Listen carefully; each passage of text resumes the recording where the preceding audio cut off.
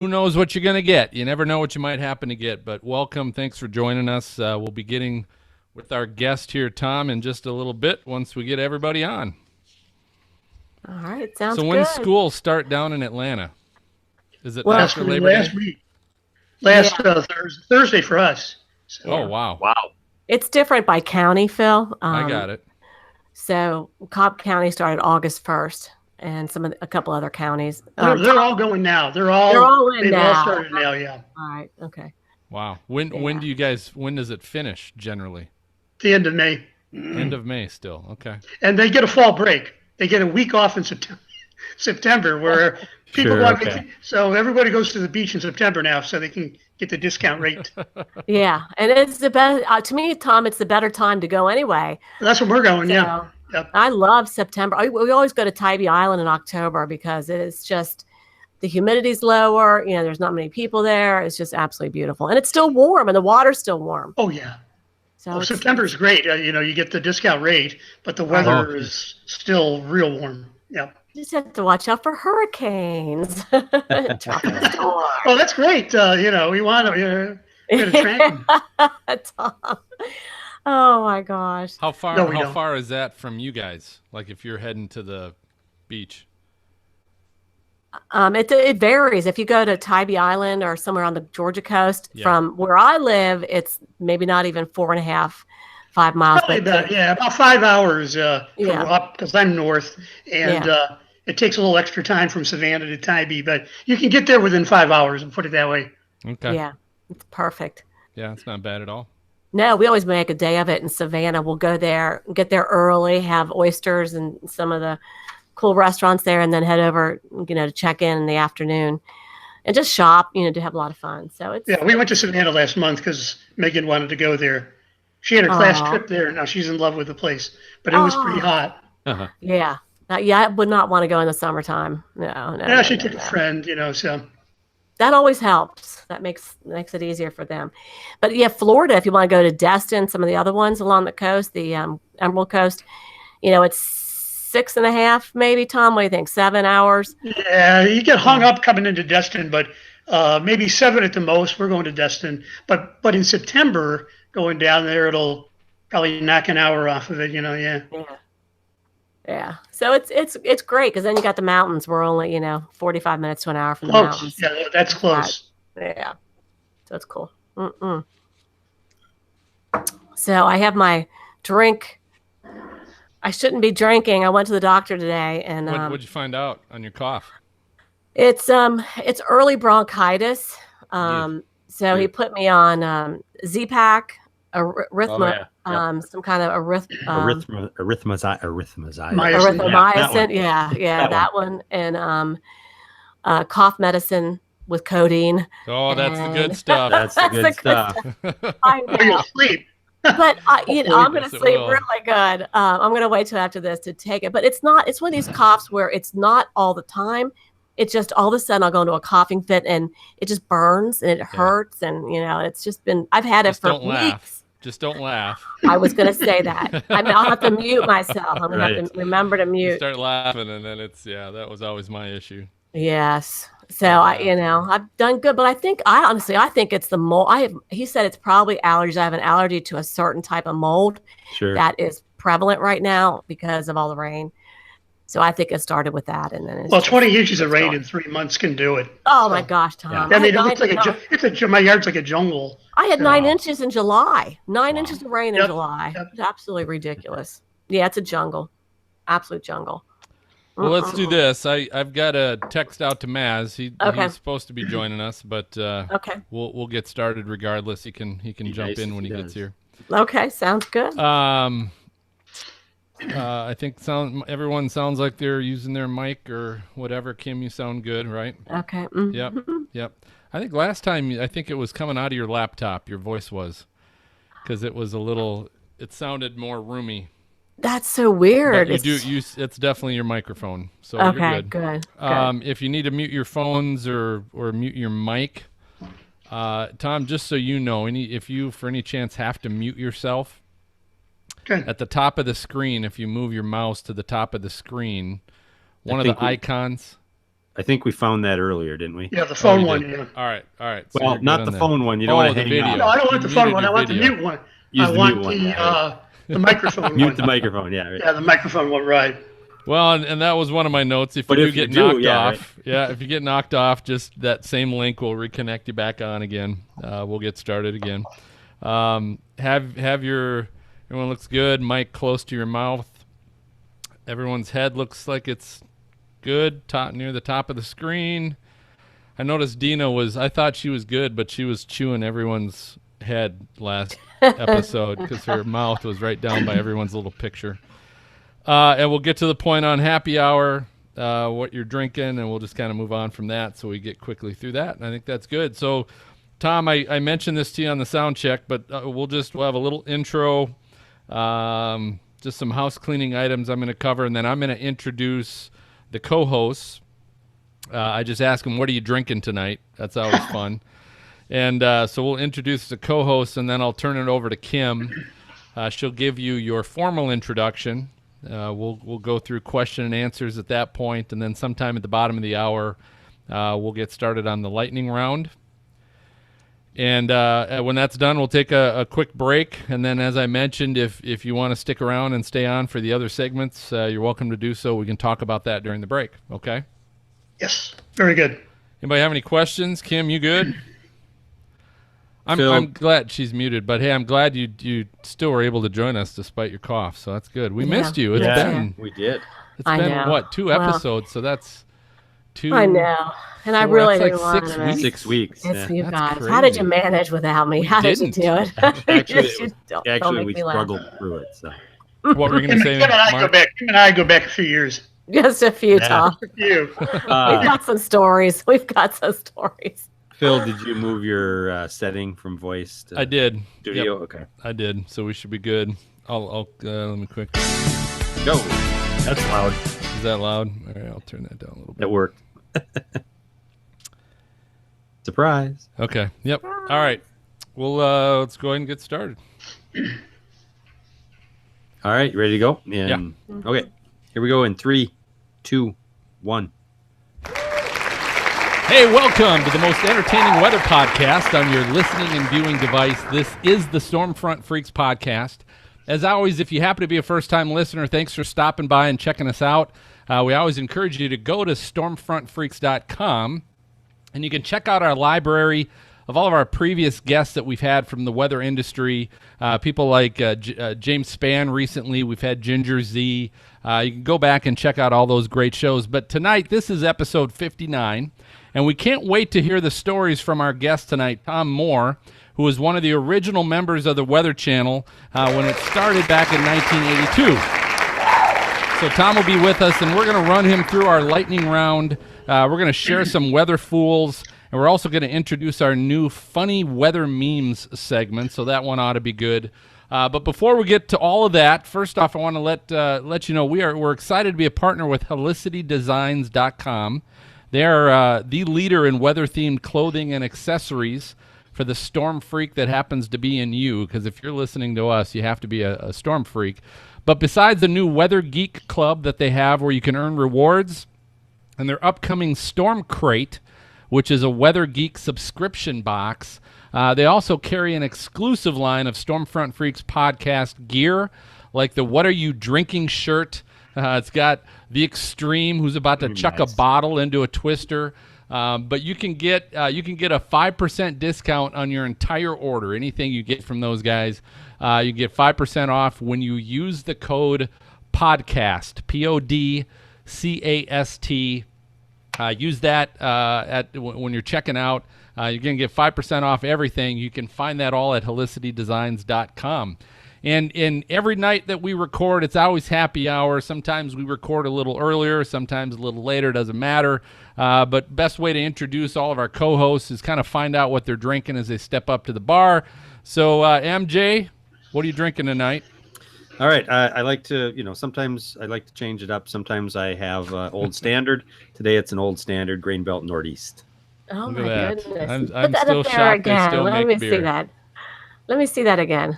Grain Belt beer. Oh, I've never heard of it in my life. Is that a Minnesota thing? It's a Midwest thing, yeah. Oh, Midwest. Okay, Definitely. cool. Yep. The old saying with Grain Belt was Grain Belt beer comes out here, and then that was Don't make me laugh. good. That's right. Don't make you laugh. Well, Kim, what are you drinking tonight? I know you got a little bit of a cough, but I do, but it didn't stop me, and I haven't taken any of the cough medicine yet, so I think I'm okay. But this is just, I miss beer, but this is just raspberry vodka with tonic water. Sorry, club soda. And that's it. Wow, So, that medicine's already getting to you. Yeah, I think so. Okay. Anyway, so that's what I'm drinking, but very good. It'll be wine later. Well, it keeps coming. Coming. Let's go ahead and get to our esteemed guest, Kim. I'll turn it over to you to introduce your old colleague. All right, I am so excited. As you mentioned, Tom was actually at the very beginning. He was part of the Weather Channel when it first began. So when you think back on it, it's 1982. And, it took a lot of courage probably to come to a place, especially being from the Northeast and traveling down to Atlanta. I can't wait to hear about this. But Tom spent over 30 years at the Weather Channel. And when I first got there in 1991, well, I've known Tom for 27 years. When I first got there, Tom was on camera. So he was doing on-air work. And a lot of folks remember him from that time. But then he did a switch. He went back to the meteorology side where, what an asset he was to the Weather Channel.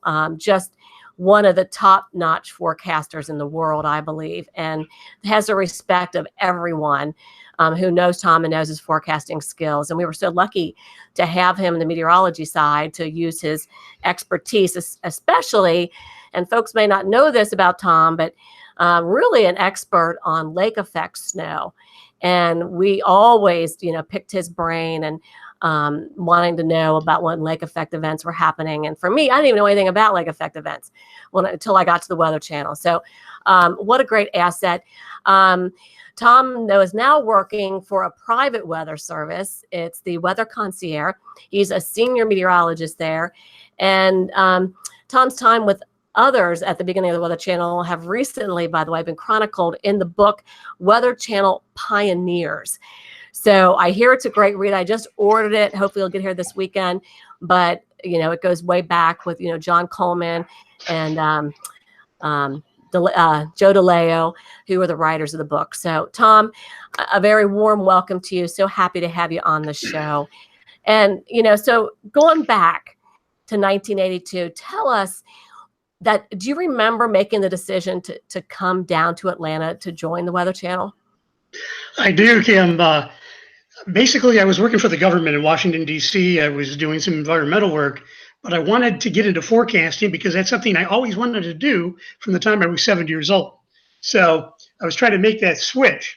So basically, through the AMS, American Meteorological Society, they had a jobs bulletin that they put out every month. And back then, for $5 a year, you could get the bulletin every month. So October 1981 comes around, and I'm perusing through it. I had applied for a couple of jobs already through it, and it said, coming soon, a 24-hour-a-day, 7-day a week National Weather Channel. And I figured, well, wow, that's great. I always wanted that. Of course, I didn't know that anybody else would want that, but I thought it was really intriguing. So basically, I sent a cover letter and a resume.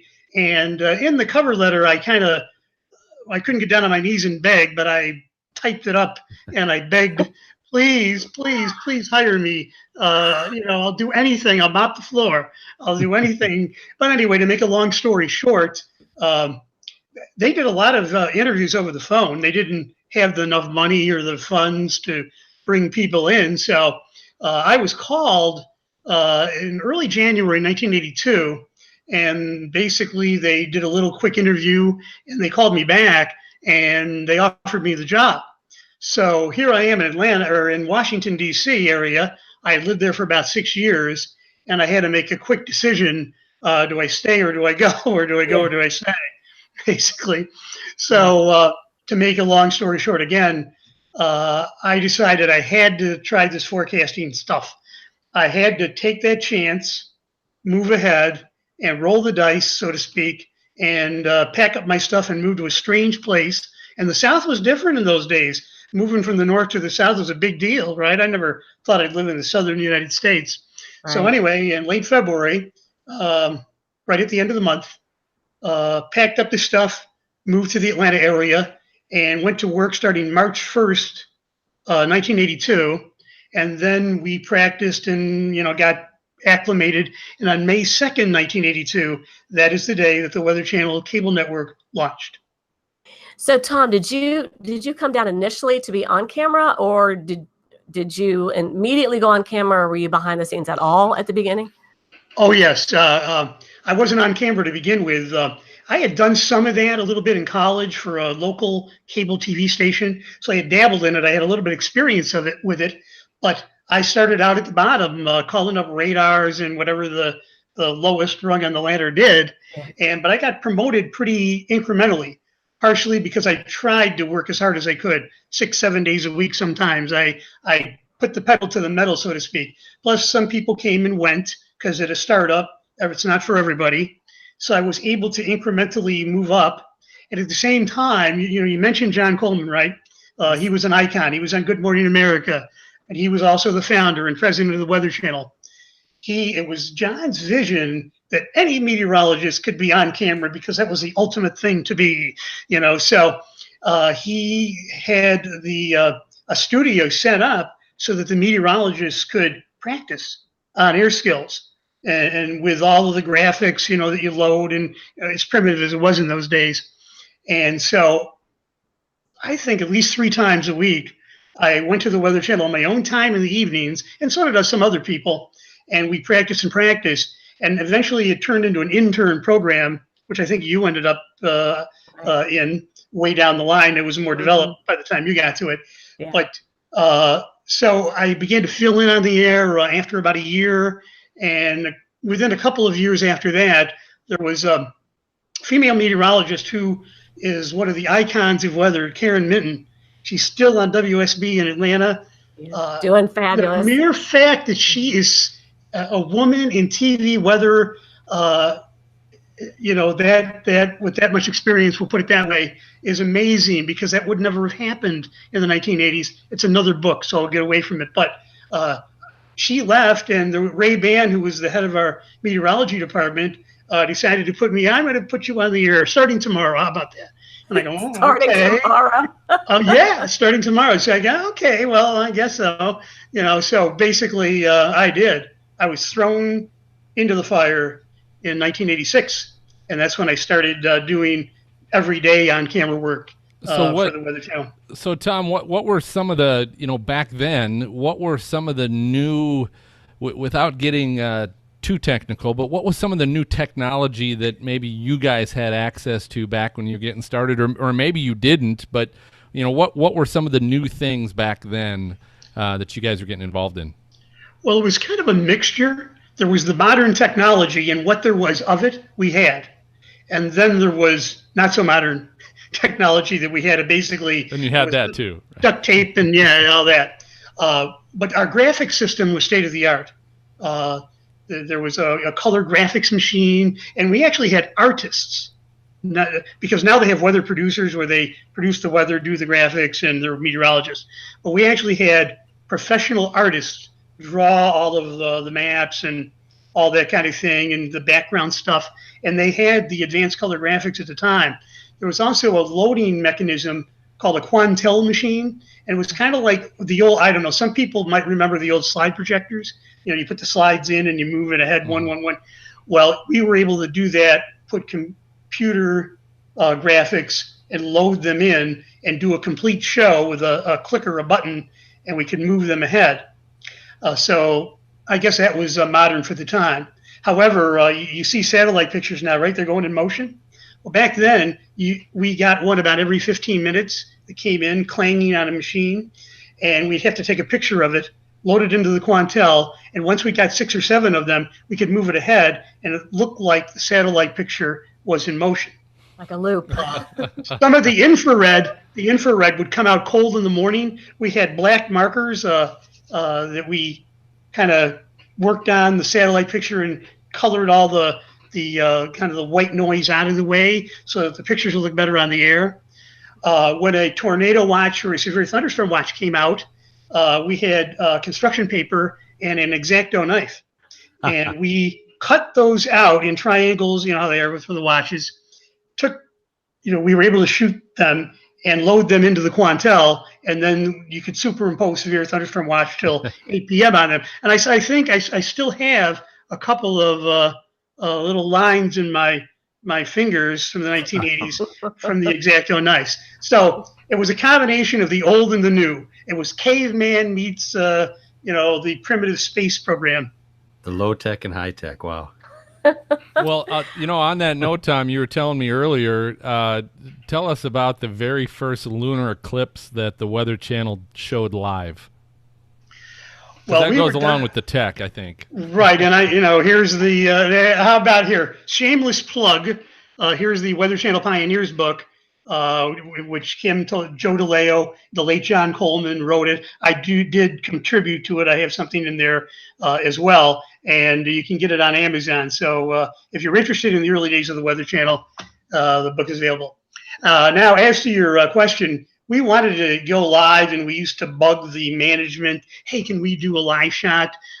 We didn't know what that was. No stations are really doing it, but we wanted to get out there and do it. So we didn't have the budget for it. So we made something up. Basically, there was a lunar eclipse in December of 1983. It was going to occur, I don't know, between 11 and midnight, if I remember, somewhere in there.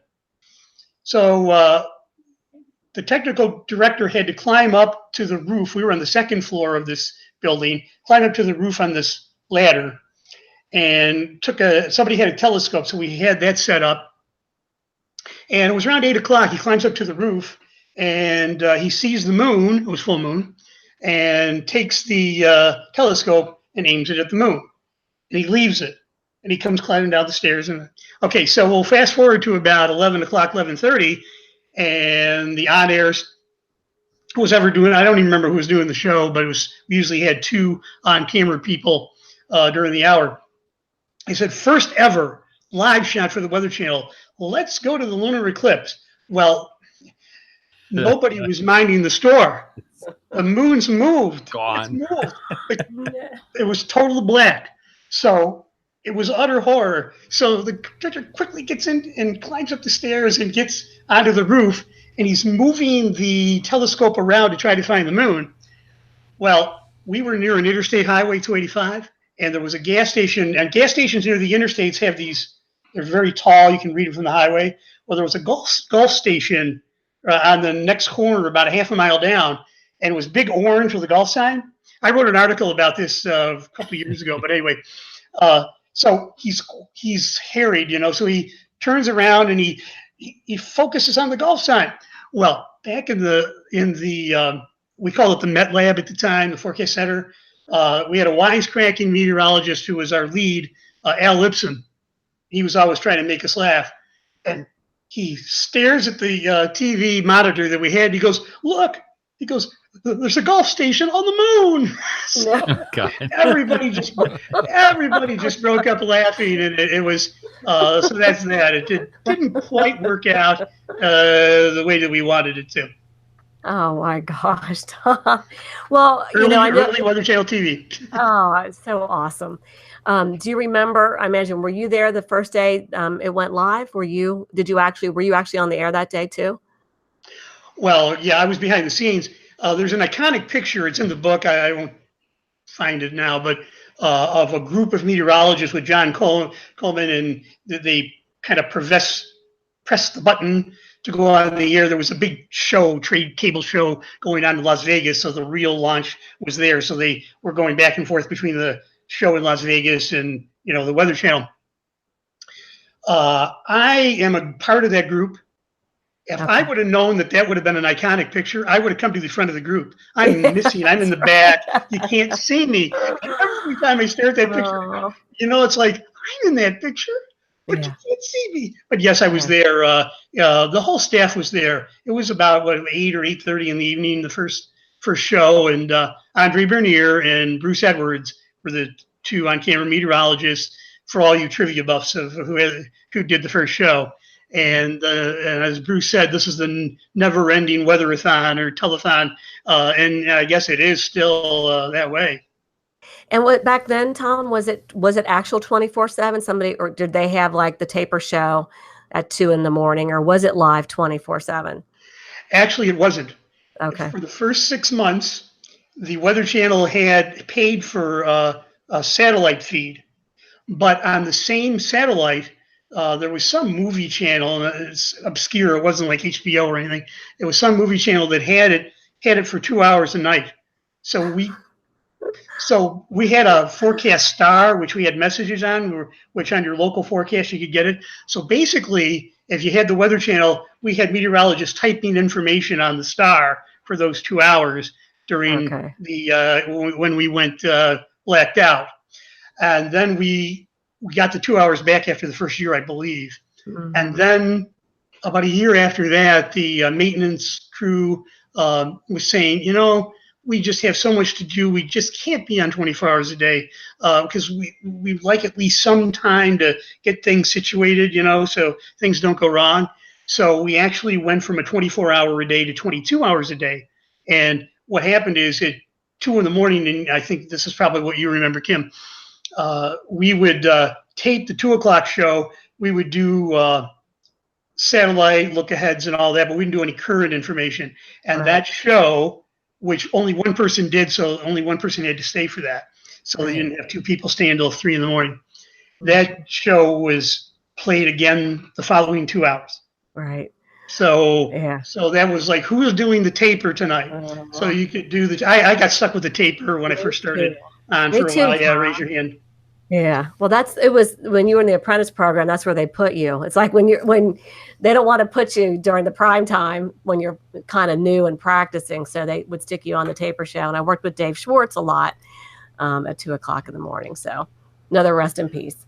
Well, I know Dave was great. I'd get home about 3 o'clock, and I'd watch cable, and I'd turn on, I'd see myself, and I'd turn on ESPN, and a young Chris Berman was there talking about baseball or something, So it was all the youngins in those days on it in the middle of the night. It's kind of funny. Right. So Tom, what were some of the challenges personally that maybe you faced starting a almost 24-hour all weather all the time channel? What were some of the, obviously you were excited about starting there and going there. Once you were there, what were some of the challenges you were like, oh my God? Well, wow. Let me break it down because there were challenges of many. There were personal challenges, and then there were challenges that the network had. Yeah. Which that could be another show. Sure. Both of them. Another book.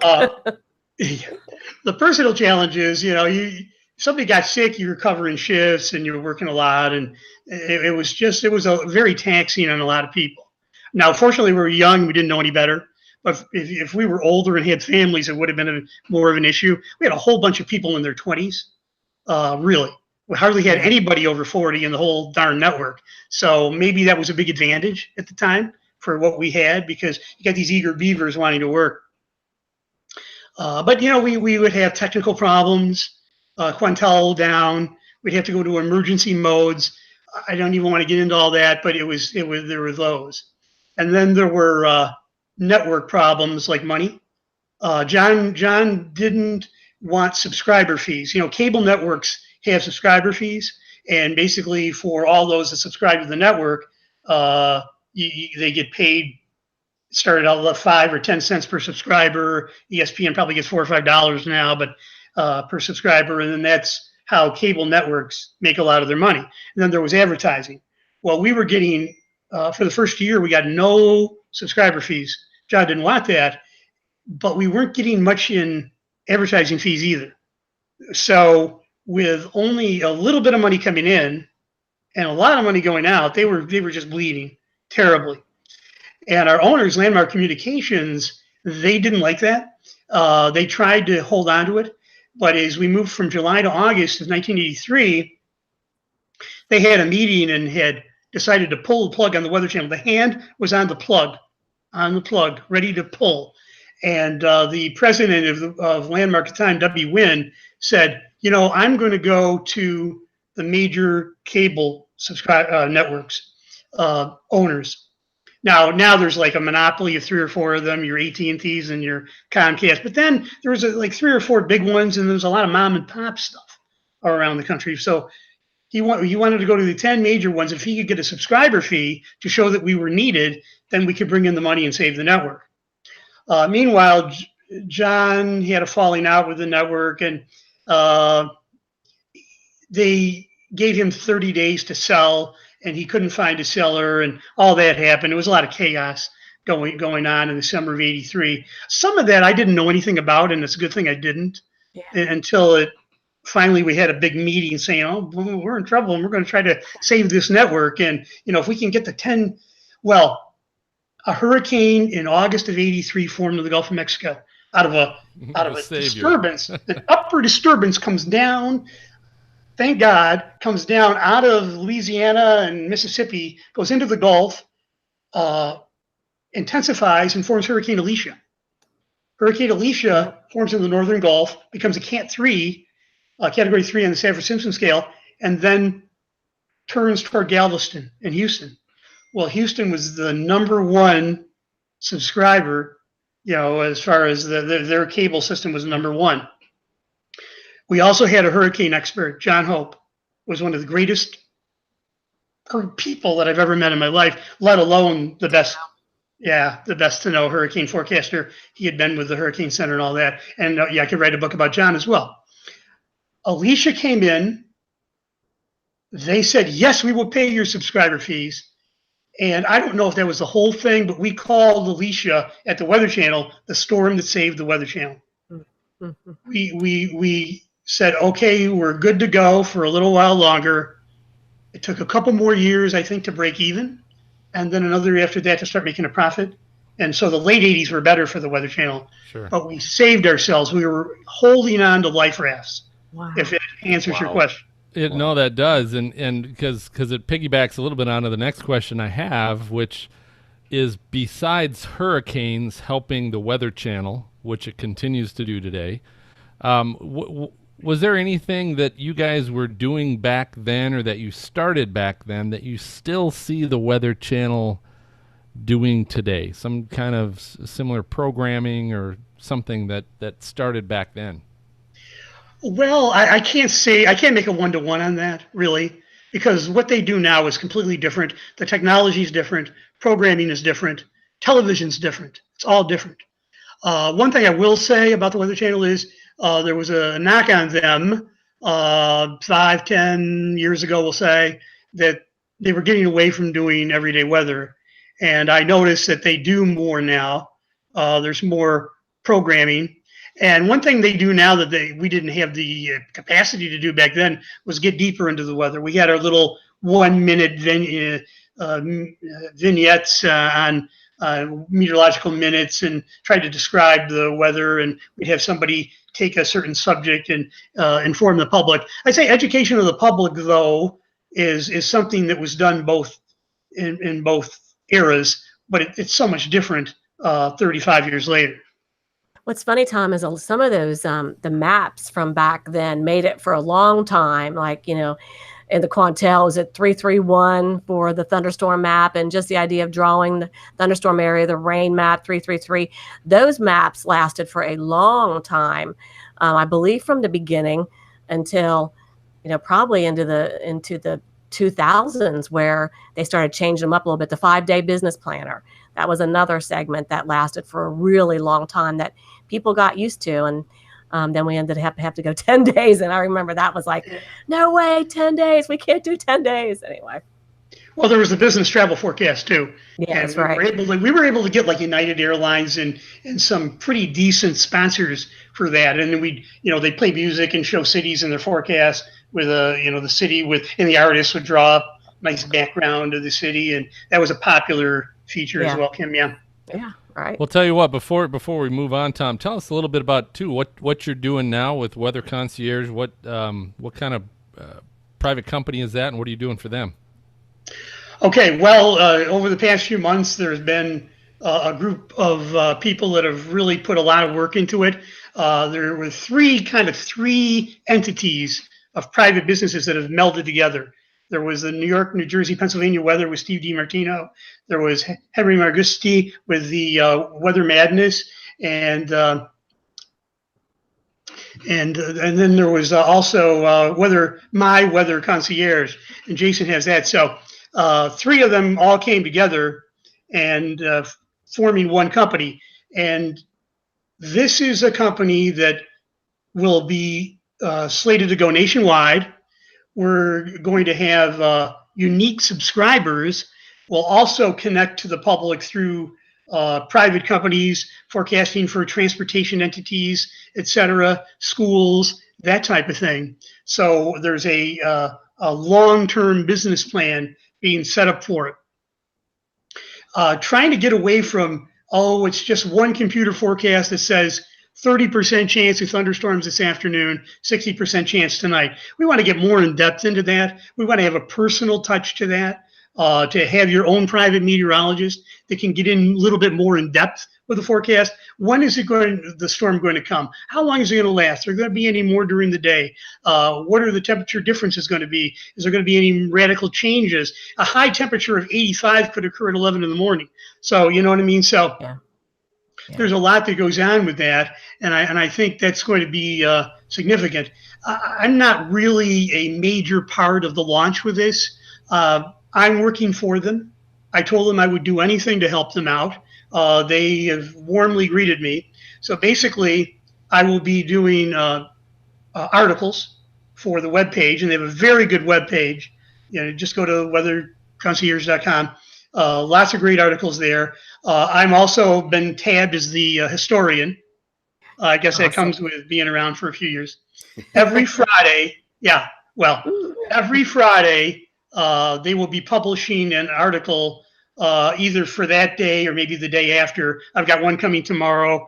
You might want to check it out. It has to do with the last island hurricane of 1856 in Louisiana that changed a way of life and changed an island forever. And I talked about the Louisiana aristocracy and that the winds of war were in the air, but this wind was a precursor to all of that. It wiped out the island, damaged their aristocracy. And anyway, it's a very interesting story. Unfortunately, 200 people out of 400 around the island perished in it because it was a Category 4, and they had no clue, and they were just hanging on to stuff for dear life. But anyway, last week I talked about a tornado that was up to an F3 that hit Philadelphia in 1885. I'll also be working with clients. We're all going to be assigned a group of clients to work with. So Steve will have some, and Jason Bowman will have some, and I'll have some, and Henry will have some. And if we expand enough, we'll try to bring in even more meteorologists as time goes on. But we only launched in July, so we're basically just kind of doing liftoff. Right. We'll do this as we finish up here. How can listeners find you or follow you on social media, Tom? Well, I have the Twitter at Tom Moore WX. So, and then of course you could go at WX Concierge for a weather concierge. Good. So that's probably the best way to do it. Good. Okay, and we'll make sure we put a link to that book on Amazon as well in our show notes. But it is time for our lightning round. So, Tom, our lightning round, this is our game show of brilliant questions for our guest. We always invite everybody to play along with us, including our freaks. And tonight, we're going to play our little version of Who Wants to Be a Millionaire? And this is going to be Atlanta Braves version. So I hear you're an Atlanta Braves fan. Is that correct? That is correct. I grew up as a Yankees fan, but since I've been in Atlanta for 35 plus years, I've grown to be a Braves fan. Well, we did. It's good because we already did the Yankees version with Cantori. So that's right. So we're going to do the Braves version with you. So I've got 5 questions and Who Wants to Be a Millionaire, how that works. is you're going to be given it's multiple choice. I'm going to give you a question, and I'll give you 4 potential answers. You just have to pick the right answer. If you want, you can always do the 50-50 where I'll take 2 of them away, 2 of the wrong answers away, and just leave you with 2 other answers to pick the right one. Or you can phone a freak, phone a friend, poll one of the freaks to maybe get them to help you out. So you got a couple lifelines with you tonight. Does that sound good? I'm going to get $1 million if I win. It's who wants to be a millionaire. So you want to be one, and I get it. We all do. But that doesn't mean we're going to make you one tonight. So here we go. So the first question, again, this is the Atlanta Braves. So who is the all-time Atlanta Braves home run leader? Is that A, Dale Murphy, B, Mark McGuire, C, Hank Aaron, or D, Ted Turner? Well, is that just for Atlanta, or do you count Milwaukee? Is it Braves or Atlanta Braves? Well, Braves. We'll say Braves. We'll say Braves. Okay. The franchise. The franchise would have to be Murph then. You would say Dale Murphy? Right. And that would be incorrect. Whoa. The all-time home run leader for the Braves is Hank Aaron. Correct? Oh, no. No. Not if you, I would have said it. I would have said Hank Aaron if you counted Milwaukee. But that's the Braves. I said franchise. The No, you Braves said- is a franchise. They just moved to Atlanta. all right. correct? Well, all right. That's Same- all right. I Same franchise. We'll tell you what. We'll Trick still question. give that to you. A little bit of a I trick misunderstood question. the question. This is I knew it was Braves. Hank Aaron. This is the Okay. Braves. This is the Braves. Okay, all right. So you'll get it on this next one. All right. This is all-time Braves strikeout leaders. Who's actually? I'll take this back. I'm just going to say who's got the most strikeouts in this group. All right. Is it A, John Smoltz, B, Tom Glavine, C, Greg Maddux, or D, Roger Clemens? Which Brave has the most strikeouts in that group? Brave. Well, that's Brave. Smoltz. That would be Smoltz. You're correct, John Smoltz. All right. Third question. Brave with the most stolen bases. So we're getting into some obscure stats. Most stolen bases is either A, Rafael Furcal, B, Herman Long, C, Billy Hamilton, or D, Ricky Henderson. Wow. Well, it'd have to be Rafi then if it's a Brave. You think it's Rafi? That would be incorrect. Long? It is Herman Long. It is correct. It's that- Herman Long. All right, you I've still never, got. I've never heard of Herman Long. He must have played- He was the late 1800s to the early 1900s. So he was one of the early guys. Yep. All right, so you got 2 more questions and you got 2 lifelines. Remember, you got 50-50 and you got Pull a Freak. All right, so these last ones are a little bit deep to my heart and probably MJ's as well. Who was playing first base for the Minnesota Twins in Game 2 of the 1991 World Series when Ron Gant was mysteriously called out after being pulled off the bag? Is that A, Justin Morneau, B, Gene Larkin, C, Harmon Killebrew, or D, Kent Herbeck? Kent Herbeck. Ooh, Very he got good. it. All right, That was Tom. Kent Herbeck. All He right. was not pulled off the bag. Sorry. He was pushed off the back. Impressive. It was amazing. Anyway, all right, last question, Tom. You're on a roll. This, again, relates to the 91 World Series. What were the combined innings pitched of both John Smoltz and Jack Morris in Game 7 of that historic 91 World Series? Was it 17 1/3 innings between the two of them? Was it 10 2/3 innings, 18 innings, or 9 innings? And you have 2 lifelines left. Well, Morris went all 10. Smoltzy went at least 7. I thought they pulled him for a pinch hitter. So the 17 1/3 doesn't sound right because I remember them pinch hitting for Smoltz in that game. So I'm going to get this wrong probably. But You got 2 lifelines in case you want to use them. no, I got to know these. He's a wise man. Morris went all 10. I thought Smoltz went 7. I thought 17 was going to be the answer, but I'll have to go with 18. You think it's 18? That would be incorrect. You would have been close. 17 1/3. yeah. 17 1/3. So you're right. Smoltz went 7 1/3 innings. Really? Yep. So it would have been. I thought they pinch hit for him, but I was wrong. Okay. Would have been 17 and a third. So good job. You certainly know your Braves on that. Oh yeah. So good work. All right. Well, appreciate you playing along with us, Tom. That's always kind of fun to do that. And like I said, we had Jim Cantori on, and we did some Yankees trivia with him as well. And you guys both know your baseball. Pretty impressive. Yeah, so, all right. So here's what we're gonna do. We're gonna take a short break. Go ahead and stay right here because we have our weather fools to embarrass next. All right. Hey Tom, quick question. Can you do a quick plug for us?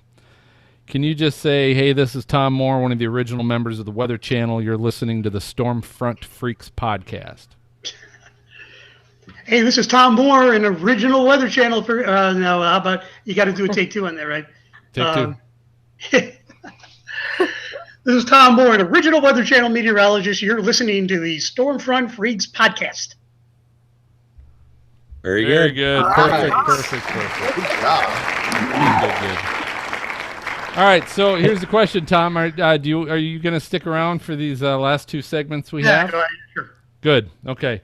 So here's what we'll do, folks. We're going to do Weather Fools. We're doing that first. We're kind of changing things up a little bit this episode. I'm going to see if we cut it to an hour instead of the typical hour and 15 minutes, hour 20 minutes.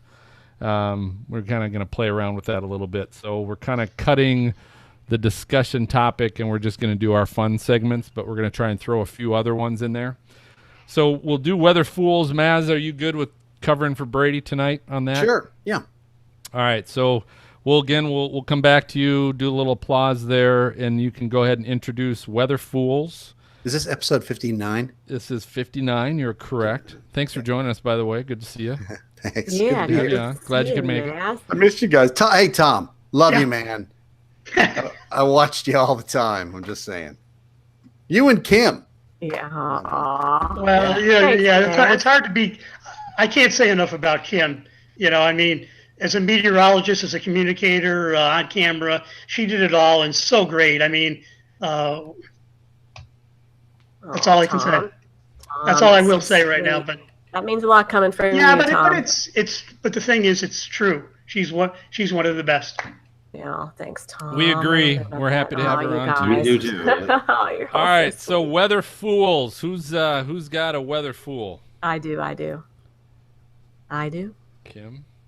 Maz, I've got two. Okay. I can share. Do you want to do one, then Kim, then back to you, or just want to do it combined? It doesn't matter. What do you feel like doing? What's better? I'll do this. I'll do Kim first, and then I'll have you do your two, because then you'll know when you're done. Okay. And when you want to go on to the next. Okay. So you want me to close up? I'll close up Weather Fools. Yeah. Okay. All right. And then. Hey. What? Oh, I was gonna say, can I, when you get a chance, can I throw in a quick viewer question? Yeah. Not in the just now during the break. Oh yeah, do it now. Oh, yeah. Do it now. So one of the viewers asked, this will be curious, just your quick comment, Tom, on your thoughts of naming snowstorms. We've asked this one of a couple other people, I think. Oh no, you ask Tom a question, you're in trouble. What time is it? I mean, I know Tom Nizzle, the Weather Channel expert, winter storm expert, very well. There's a lot of controversy about that. I've had different opinions on it over time. I do think this. I do think there's too many of them. I do think that maybe you can remember storms by their name. I mean, actually, winter storms had names in the past. They were just named for locally, like the Lindsay storm in New York in 1968, or in Chicago they named a storm after the mayor who messed up the I don't remember who messed it up, so I won't say it, but I know Gene Byrne got to be mayor because of that and all that. And so I don't mind the fact that winter storms have names, and I know they have a criteria for it. It has to do with how much of a population it affects. Sure. I just think that there's too many. when you start running the alphabet and you have 26 named winter storms a year, that's too much, and that should be cut down significantly at the very least.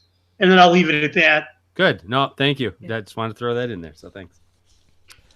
All right. Maz, I forgot to tell you this. We're going to take well, I suppose I'll do that. So I'll take the break. So after we're done with Weather Fools and I'm done with mine, I'll close it up. We'll take that last break and then come back and do the memes. Okay. Okay, that's fine. Now, so do you want to say the episode 59 and all that? Doesn't matter. If you throw it in somewhere, you can throw it in too, and I'll cover it if it feel like it wasn't covered. Maybe I'll do it in between you and Kim, and then that way. Yeah. Oh, yeah. That's good. Good call. That's good. Cool. Okay. Are we ready? MJ, you want to count Maz in? Excuse me, I do as soon as I get myself back together. Here we go. In 3, 2, 1. All right. Welcome back. Hey, time now for, well, we know it's at least Brady's favorite segment, but it's a favorite segment of most people out there. It's our Weather Fools segment, when people are doing some things that maybe they shouldn't have been doing or shouldn't have been saying about weather. So to kick things off, Kim, what do you have for us tonight? Okay, well, we're going to go across the pond. And, as an on-camera meteorologist, I can't tell you how many times we've said, you don't cross a flooded roadway because you don't know how deep it is, right? There are many reasons why, but that's one of the reasons. You don't know what's underneath that water and how deep it is. Well, this is a video of maybe a minicab or an Uber driver driving through. Oops. Did you guys hear that music? No. Okay, good. All right. So this driver is going through the water and driving through it, and all of a sudden it must dip down or go downhill, the water or the road, and then the water's just piled up, and the car or the van just goes right into it and just sinks because it's way up to the top of the bottom of the windows. So just a reminder, you don't know how deep the water is. Don't test it. Don't drive through it. This is just a reminder with all the flooding we've been seeing too. And that's all I have. And if you see somebody creating a wake with their car, yeah. First of all, tell them stop, and second of all, send a picture to us. All right. Right. I mean, because he was going along just fine. And all of a sudden, it went downhill, and then the water was high, and it just was a mess. But anyway. So you're going to have the video for that, right? I will have the video. Yes. Okay. Awesome. Did you guys not? Oh, you didn't see it. Okay. Oh, yeah. I forgot we're doing those again, aren't we? We're showing it. Okay. That's okay. Yeah. Okay. Cool. So you can check those out on episode 59, stormfrontfreaks.com show notes area. You'll be able to see all the information. And that's good stuff. All right. So, Phil, you don't have one. You got two tonight? I do have two tonight, and I feel bad because I'm sharing my screen, and Kim's probably thinking, WTF, why does Phil get to share his screen, and I'm not? No. And I thought, well, maybe we changed it back when you were gone, Kim. I probably did that. It's my fault. Yeah, I was gone for so long. God darn it, Phil gets to show his screen and I don't. He was the one that told us not to. Anyway. I was afraid I was going to mess it up. Okay. So I've got two Weather Fools. They both are thanks to Twitter tonight, and they both kind of relate to the same thing. One that I'm showing now is from the National Weather Service in Tallahassee, at NWS Tallahassee. Anyway, it says, watching folks hiding out under canopy tents during a thunderstorm. This is not how you ride out a thunderstorm. When thunder roars, go indoors. And it was just, you can see highlighted in the picture, they even circled, it's showing the beach, and you can tell it's a torrential downpour on the beach. But of course, there's a couple beach umbrellas up, and there's some people, riding out the storm under a beach umbrella on the beach. So ridiculous one there. And then the second one I have to share actually comes to us from a baseball game, Tom. This is from the Washington Nationals park, and they're playing a baseball game. And in the background, you see a nice bolt of lightning that will pop up. And, of course, there's people still hanging out in the stands, and the game is still going on. You can see the scoreboard showing who's coming up to bat. There's people watching the game, and there's lightning that close is ridiculous. And I'll tell you what, Major League Baseball has come under a lot of heat, especially in the meteorological community, but for really having pretty piss-poor policies when it comes to weather. I don't know why they always seem to be the ones having games when there's lightning involved or hail involved, but definitely weather fools, lightning weather fools. Mm-hmm. And in this day and age, I'm like, seriously, we have the technology. Come on. Everybody's got it on their phone, right? Yeah. Right. No doubt. And they have meteorologists that are looking for them, that are giving them updates and telling them, if lightning's within so many miles and all that. Yeah. So I don't get it. In college football, they send everybody out of their seats. They're very diligent about it. I know Mhm. the NCAA is. In MLB, I don't know. They definitely should suspend play, and people should move back and get away from metallic objects. There are things that, because you can tell people to leave, you can tell them to, hey, there's bad weather and leave. You can't, it's hard to make them leave. And I know, Tom, you bring up the NCAA. I don't know if it was Oklahoma or where it was, but when they have bad weather and they tell people to leave your seats, the students don't, because the students don't have assigned reserved seats. And so they stand in line forever, and they get into the stadium right away to get prime seats that if they leave, they don't have a guarantee that their seat will be back when play resumes. And so I know that issue has come up a number of times in regards to, you can't get police and force people and put police in harm's way to try and remove people from the stadium when there's bad weather. You can just advise them to. But for Major League Baseball to still be playing a game, that's the issue. Right. The PGA, I know the PGA, they stop the golf tournaments with lightning way far away. I don't know what their criteria is, but I know it's thunderstorm 10, 15 miles away, and they suspend play. Mm-hmm. Free beer helps too. So if you say, hey, there's free beer, what? Yeah. Okay, they're out. Yeah. So. All right. Well, anyway, all these we'll post all these fools on our episode 59 show notes. You can find them at stormfrontfreaks.com under the episode 59. Or nowadays, you can just, if you're listening to it right on your podcast app on your phone, a lot of the podcast apps, you can pull up the show notes right there and click on the link, and it'll take you right to these shows. But we're going to take our final break. You guys can refill your drink. When we come back, it's going to be our new segment of funny weather memes that you'll be sharing with all your friends. All right. All right. Final break. Anybody Okay. need anything? Restroom stop? Yeah, no, I'm good. We're good to go? I got to Push mute on again. through. Sorry. All right, so weather memes. So I'll go ahead and introduce this one for tonight. Kim, this is kind of a little throwback to you Yeah. and the weather memes that you started showing during Weather Fools, and I thought, yeah, that's we'll there's lots of good ones there. We'll make a little segment out of that. That So, was fun. so who's got weather memes? I do. I've got one. Kim, Mm-hmm. and I've got how many should I show? Is that it? So just Kim and Maz. Yeah, since you guys have got some, I'll save a couple till next. Well, if time. you got one, Nah. if you got one, I'll do one. No, go. Otherwise, go. I got two. Yeah, yours are Because better. these will probably go fast. Yours Yeah, are better. I've got two as well. Unless you just want me to do one, I don't care. We can do two. No, you do. That's fine. I'll do one. I think these will go fast. You'll just, Yeah. I mean, and you can show them if you want to share your screen. Obviously, feel free to do that. Yeah, MJ, thanks for getting that, by the way. But Yeah. describe it. yeah, I'll do. I missed it. But anyway, describe the meme too. You know what you're seeing, because people that are listening aren't going to be able to see anything. And then when I'm done with that, MJ, I'll throw it to you for listener questions, responses. I have one. All right, and then I'll close it up. Hey, can I practice for a second? I haven't Yeah. actually shared my screen. Well, because you've never contributed anything to these segments. Have you? Wow. That's Wow. fair. That's fair. I contribute But in yeah. a different way. But go ahead and practice. It's good. It's like tithing. All right, hang on. So it's on the left side, and you click screen share. Yep. All right. That'd be it. Why And am then I? you got to pick your screen, your entire screen. Does that do it? Do you see it? Nope. Nope. What do you see? You. That's not Still your working. Camera. No. Okay, so how do I do that? It's the green screen share, right? Yeah. And when you click Oh, on that, I have to hit it share should- then. Share. Yeah, and there then you this. go. Does that work? Yep. Okay. You got it. Okay, got it. Let me get off that then. So I'm back here. All right. So There you go. screen share. Is it off now?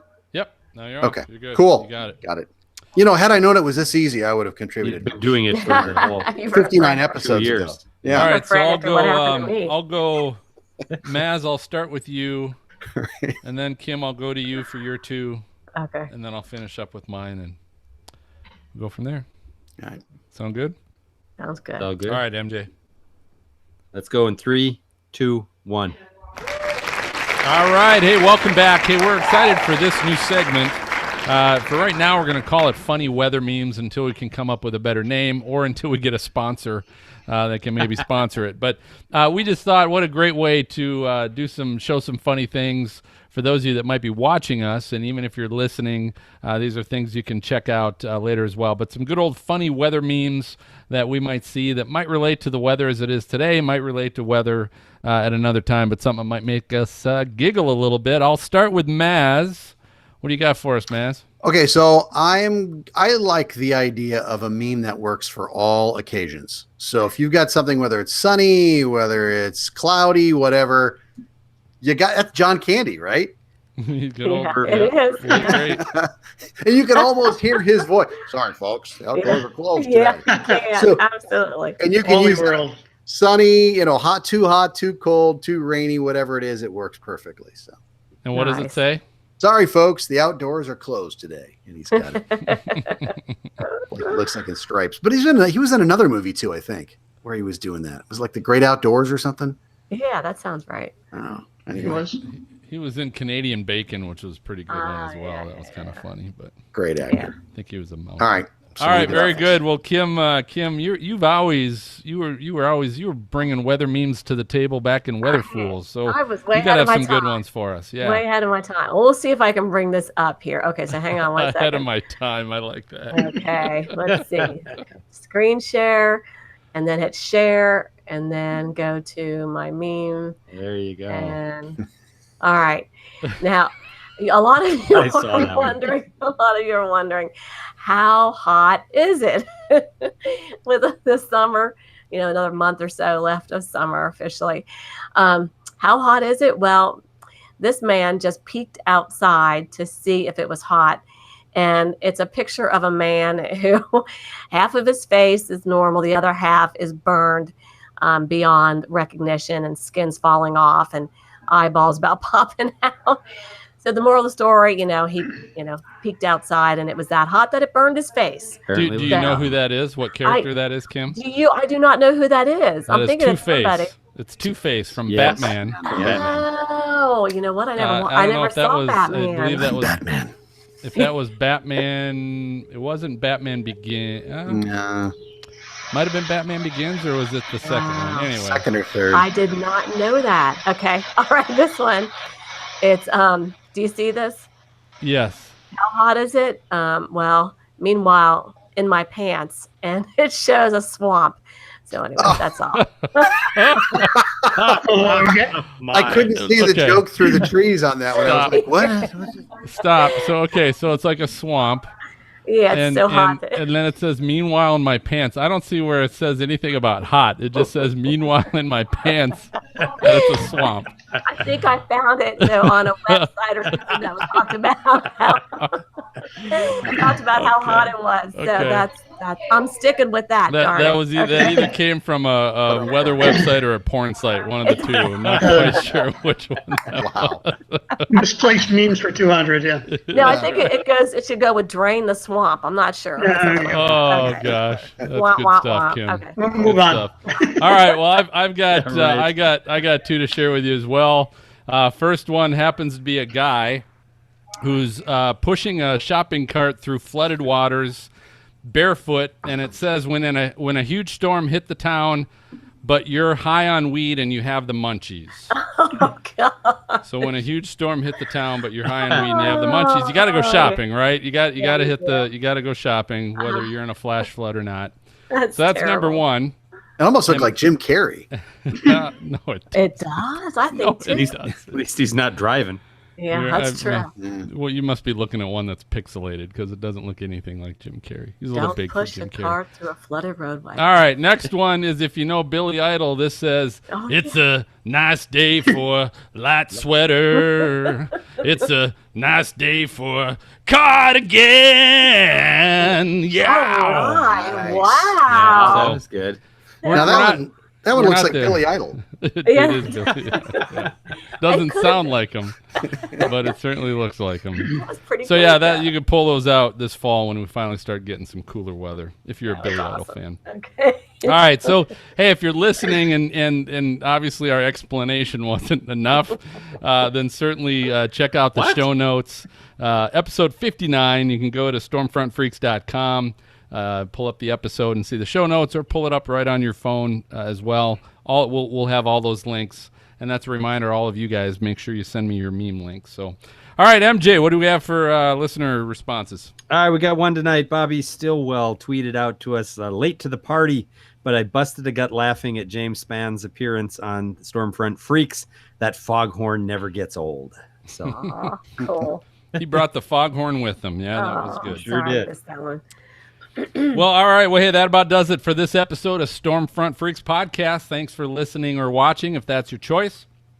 Before I reveal our next guest, if you do enjoy the show, please do us a favor. We don't ask a lot, but if you would leave a great review on your podcast app for us. And don't forget to subscribe to the show by hitting your podcast app subscribe button. All that does, it's just like a magazine newspaper subscription. It assures the latest show gets delivered right to your podcast inbox so that you can listen the moment that we release it. Because it typically comes out on Sunday after we record. But the time of day, you never know, so you'll get it right away. Hey, special thanks to our guest tonight, Tom Moore. awesome. Tom, thanks for coming by. Thank you. And our next episode in 2 weeks, we're going to record. We'll start recording part 2 of our Women in Chasing series on August 23rd. It's going to be with atmospheric scientist on the Vortex projects, Karen Kasiba. Will be joining us in 2 weeks. So we're excited about having Karen. If you'd like to watch the recording live at 9 p.m. Eastern, 8 p.m. Central, check us out on our YouTube channel. Just go to YouTube, search Stormfront Freaks. So for MJ, Maz, Kim, and Tom, I'm going to go ahead and signal the all clear, and we'll catch you guys next time. Good night, everybody. Night. Thanks, Tom. Thanks, Tom. Thank you. Awesome. Thanks, Tom. Awesome Yeah, seeing you, appreciate it. Tom. Say hi to the family. Tom, I will send you, I'll email you some of these links once we edit things and all that stuff. So whether it's this weekend or early next week, I'll send you those links too. Very good. Awesome. Cool. So thanks for joining us, sir. Thanks again, Well, Tom. thank you for inviting me. Thanks, Kim. Hope Great, to great talk job. to you soon. Keep in touch. Okay, thank you. Good night. All right, everybody. I'm going All right, up Kim, and hope take you're my feeling medicine better. and go to bed. Thank you. Yep. You take care of yourself. Go drink Will that codeine syrup, Yes. and it'll do you wonders. Bottoms up. Thank you. I It'll can't do wait. you I can't wait. Can't wait. So I haven't excited. been able to sleep. I wake up, 2 times a night coughing, so I'm looking forward to this. Good. But anyway, Oh, good. all right, guys. Glad Good you to could make see it. all of Yeah. you. You Good night, got it. Kim. Get See ya. well Everybody. soon. Thank you. Bye, Matt. Bye-bye. Hey, Phil, I just added my link right there. I don't know if that's a good place for it or not. Yeah, I can.